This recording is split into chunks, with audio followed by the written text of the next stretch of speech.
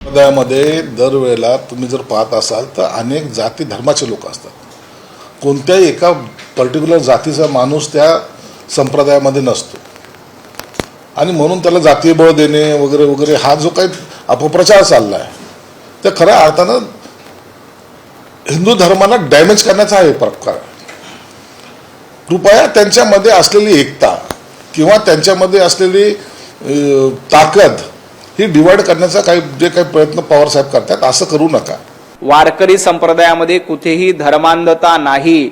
वारकरी संप्रदायामध्ये विठ्ठलाची भक्ती, पांडुरंगाची भक्ती केली जाते आणि भागवत धर्माचा झेंडा उंचवला पाहिजे यासाठी प्रबोधन केलं जातं.